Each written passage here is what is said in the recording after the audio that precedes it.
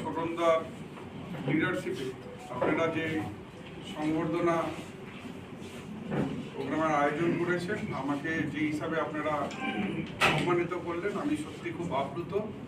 আর আপনাদেরকে হৃদয়ের অন্তরস্থল থেকে ধন্যবাদ, কৃতজ্ঞতা জ্ঞাপন করছি।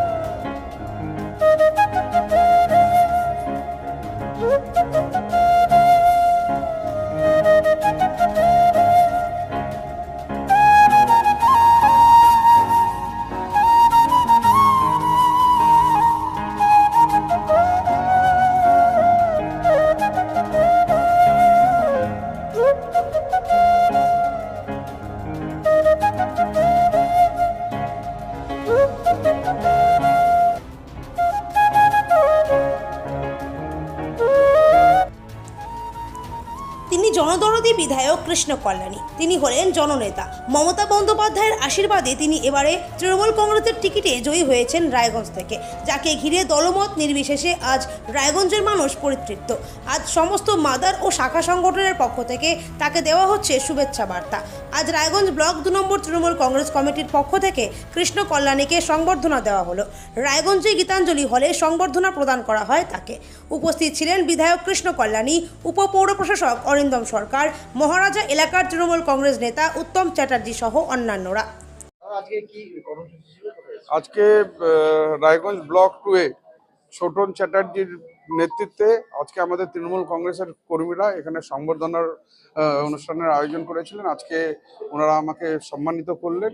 আমি সত্যি খুব আপ্লুত। তাদেরকে হৃদয়ের অন্তরস্থল থেকে ধন্যবাদ, কৃতজ্ঞতা জ্ঞাপন করছি। নাম হচ্ছে ছোটন চ্যাটার্জি, সাধারণ কর্মী। বলছি যে ছোটবাবু আজকে ব্লক 2 এর পক্ষ থেকে কৃষ্ণ কল্যাণীকে সংবর্ধনা কি বললেন? রায়গঞ্জ ব্লকের 7টা অঞ্চল মিলে যে সমস্ত কর্মীরা এর আগের ভোটে প্রচুরভাবে খেটেছিল, তারা সবাই এসে দাদার সঙ্গে দেখা করে গেল।